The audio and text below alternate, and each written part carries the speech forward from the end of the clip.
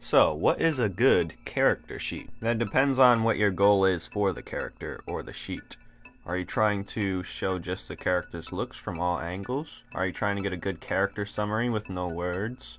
Are you trying to show the character's capabilities or movesets and powers? The purpose of my character sheet is so I can look back on it and see what my character is like, what his abilities are, so I don't forget nothing. And it's a good way for the audience to see what the character is like without actually seeing the character. And I decided to use my main character, or like the face of my series, and you'll be seeing this guy a lot, if not all the time. But the things you want in a character sheet, if you're trying to go the route I went, is you want to show his personality. You want to show his stance. His stance should resemble his personality as well. Like if he's moody, maybe he should be slouching. If he's more pride and confident, maybe he should be more upright. Some character sheets just show the front, the side, and the back of a character, because their goal is just to show you the character from all dimensions. My goal is to show my character's personality and quirks, because in my series, it's more lackluster on the writing and conversation. It's a good way for me to pick up where I'm lacking and fill in some gaps. So when it's a good time to actually implement your character in your series or chapter or whatever,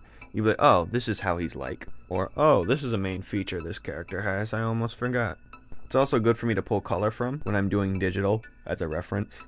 So in mine, I have the full body, the head, quirky quip that he might say, some key items, a personal companion, or a signature weapon that makes him different from everyone else. Then showcasing his ability in the most minimal way possible. I also think of it as a way like, oh, let's say someone wants to see what you're about. You just send them straight to your character sheets or your concept art. If they're more invested in your series, they definitely want to take a look at your character spreadsheets. Because who knows, you may run into someone who wants to turn your project into something huge. I'm not counting on it, but it's always good to have that card ready in your pocket.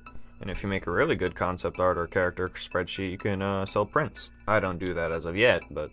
And let's say someone's reading your story and they really enjoy it, they're going to click off of it and be like, okay, these will help them be more connected with the characters. They'll be like, oh, so he's building a whole world here, he's building something. And the viewer is more likely to invest in you, and it shows that you have actual things to look at. It's also a good way for the artist to get to know his own character. Oh yeah, I also put my logo in my character sheets as well. And also you can see small versions of the logo in the background. But there's no rules to a character sheet other than showing the character in whichever way you see fit.